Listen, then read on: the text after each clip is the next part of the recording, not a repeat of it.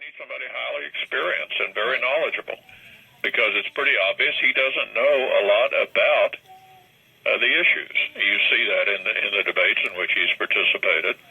It's why I have argued to him publicly and privately that he ought to use the script more often. There's nothing wrong with having prepared text. It indicates a level of seriousness that I think is important to convey to the American people about the job you're seeking.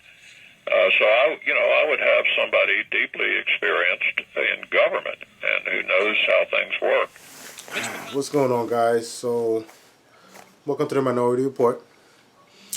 I kind of wanted to start this on healthcare and what was going on with the American Healthcare Act, whatever you want to call it, trumpcare, Ryancare. But they kind of pulled it really quick, like in 16, 17 days.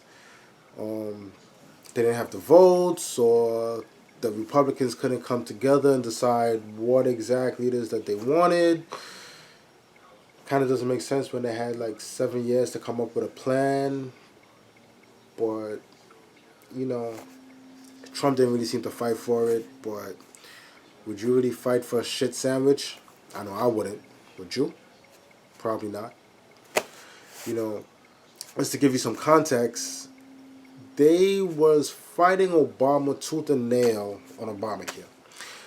Said that he pushed it through too quickly when it took like 14 months or something like that. I mean, he started it in July 2009. Didn't get put into law until like March 23rd, 2010. So that just shows you how long it takes to put some serious legislation into effect, But they don't really care. I mean, let's face it. We don't have the complexion for the protection. So we don't have the money to line their pockets. So they don't really care about what happens to us. It's all about their donors or the top 1%, whoever has the most money, which chances are, if you're watching this video, you and me are in the same boat. But I don't know if he's ignorant, if he just flip-flops on the issues.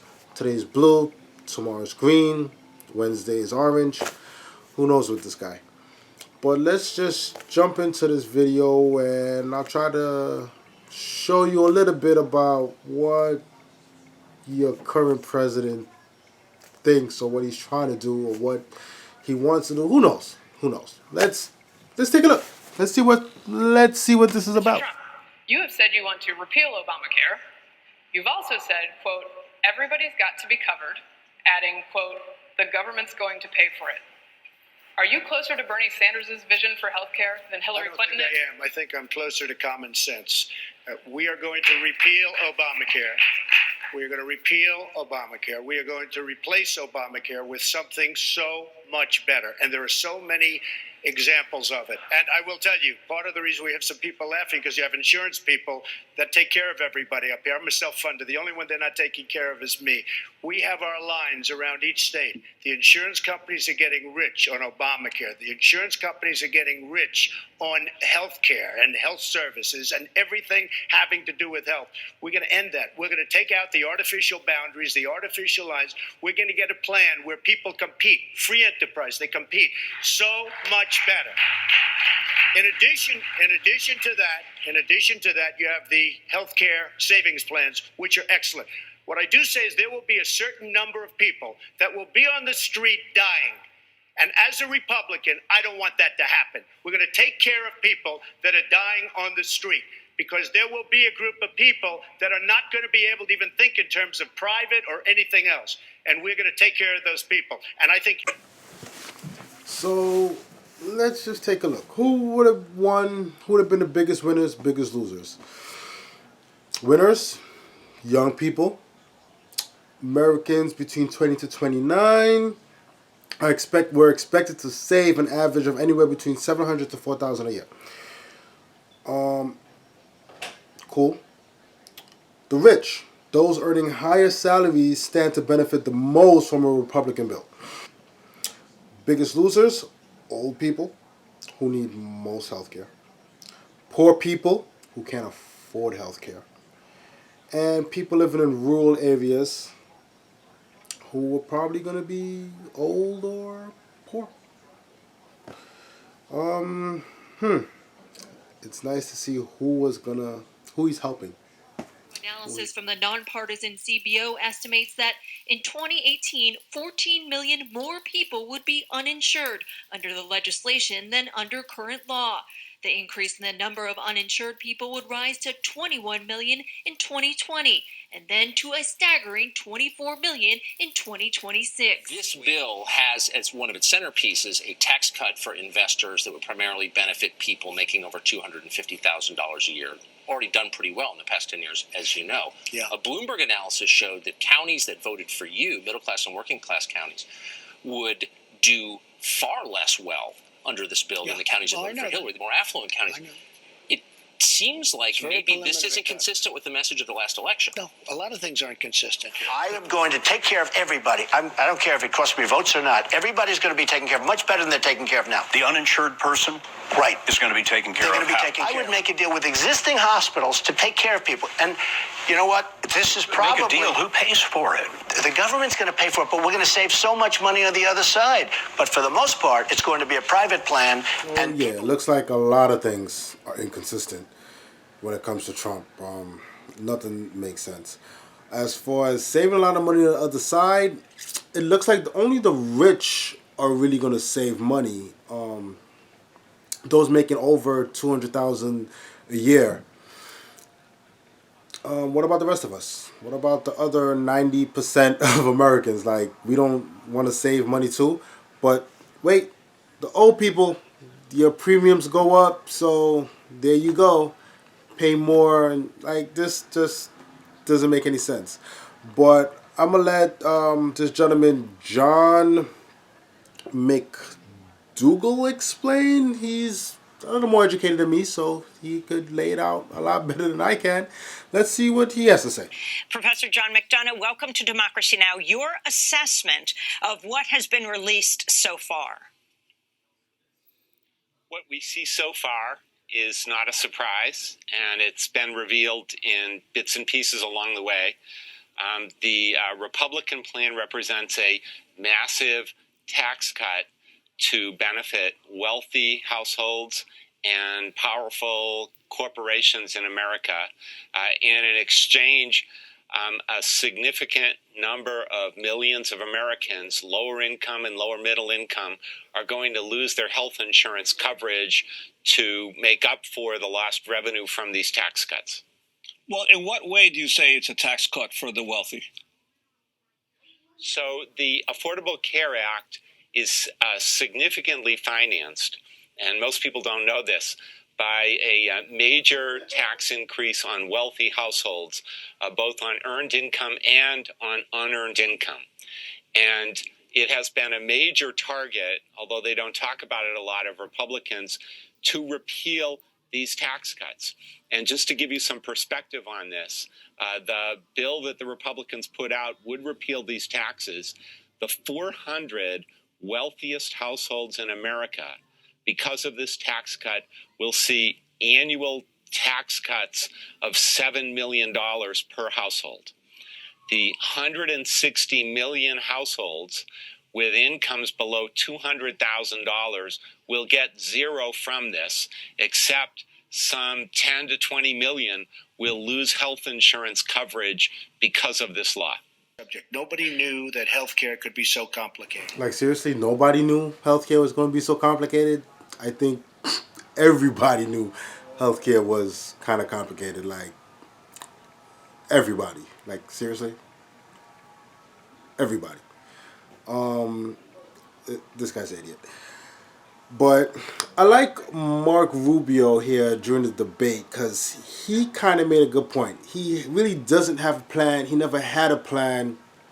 He was just hitting a lot of, what are those, points and talking points or whatever, and artificial lines. Never had a plan past that. All talk. This guy's just all talk. Like, seriously. All talk. This is an important thing. What is your plan? I understand the lines around the state, whatever that means. This is not a game where you draw maps and you around. don't know what it What means. is your plan? That's the problem. What is your plan on health care? You don't have a plan. The biggest Well, problem he doesn't I'll give know. him 1 minute. The biggest problem he's got is he doesn't know. You know, I watched him melt down 2 weeks ago with Chris Christie. I got to tell you, the biggest problem he's got is he really doesn't know about the lines. The biggest thing we've got, and the reason we have no competition, is because we have lines around the state, and you have essentially. We already mentioned that as part of my plan. I know what that is. But what else is part of your plan? So your only thing is to get rid of the lines around the states. What else is part of your health care plan? What the lines around the states mean. That's your only plan. And it was almost done. No. You know what that does? I'll That give him brings time in. of mind that he can tell us his plan. Excuse me. That What's your brings plan? in competition. When you get rid of the lines, it brings in competition. So instead of having one insurance company taking care of New York or Texas, you'll have many. They'll compete, and it'll be a beautiful thing. Right. And so that's the only part of the plan?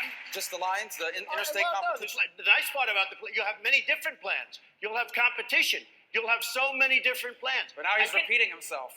I'm wondering, when you heard the president today saying, quote, nobody knew that healthcare could be so complicated. I mean, I thought nobody knew healthcare would be anything but complicated, but apparently the president said nobody knew that it would be so complicated. Were you surprised by that? Well, some of us who were sitting on the Health Education Committee, who went to meeting after meeting after meeting, who heard from dozens of people who stayed up night after night trying to figure out this thing. Yeah, we got a clue. When you provide health care in a nation of 320 million people, yeah, it is very, very complicated. Out of it is a better bill. I really believe a better bill. Because there were things in this bill I didn't particularly love. And I think it's a better bill. What specifically are those? Well, I think we could have things that I would have liked more. And if we had bipartisan, I really think we could have a health care bill that would be the ultimate. I think this was a very good bill. I think it will be even better the next time around. And I don't think that's going to be in too long a period of time. Anything specifically you want to see change going from this bill to the next? No, I mean, I don't want to speak about specifics, but there are things I would have liked even more. But I thought overall this was a very, very good bill. Why would you expect the Democrats to even help you destroy Obamacare? Like, I don't understand why you thought that they would vote in favor of Trumpcare. A, it's fucking stupid. B, you're trying to destroy their healthcare bill. Like, why would they help you? Why would I help my opponent win? Like, that makes no sense.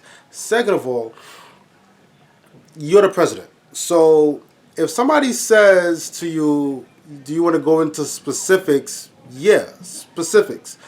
You're not going into specifics means you don't specifically know what the hell is in the plan that you're talking about. You have no idea what was in that bill. You just tossed it to Paul Ryan and he drew it up. You probably didn't even read it because there weren't any pictures. And you just tried to float this shit through. It doesn't work like that. So, no. You're an absolute idiot. You don't know what you're doing. This is an embarrassment. Utter embarrassment. Support. We had no votes from the Democrats. They weren't going to give us a single vote, so it's a very difficult thing to do. I've been saying for the last year and a half that the best thing we can do, politically speaking, is let Obamacare explode. It is exploding right now. With no Democrat support, we couldn't quite get there. We're just a very small number of votes short in terms of getting our bill passed. A lot of people don't realize how good our bill was because they were viewing phase one, but when you add phase two. So what would be really good with no Democrat support, if the Democrats, when it explodes, which it will soon, if they got together with us and got a real health care bill, I'd be totally open to it, and I think that's going to happen. I think the losers are Nancy Pelosi and Chuck Schumer, because now they own Obamacare. They own it, 100% own it. And this is not a Republican health care. This is not anything but a Democrat health care. When they all become civilized and get together and try and work out a great health care bill for the people of this country, we're open to it. We're totally open to it. Thank you for tuning in. Till the next video. You've been watching the Minority Report. If you like, please subscribe. If you have any issues, any comments, anything you would like to say, anything you think I could do better, just shoot me a comment and we'll take it from there. Till the next video, guys. I will actually leave on this note that I thought was kind of funny. Peace out, guys. I never said repeal and replace Obamacare. You've all heard my speeches. I never said repeal it and replace it within 64 days. We will be able to immediately repeal and replace Obamacare. Have to do it because Obamacare has to be replaced. And we will do it, and we will do it very, very quickly. My first day in office, I'm going to ask Congress to put a bill on my desk getting rid of this disastrous law, and it's going to be so easy.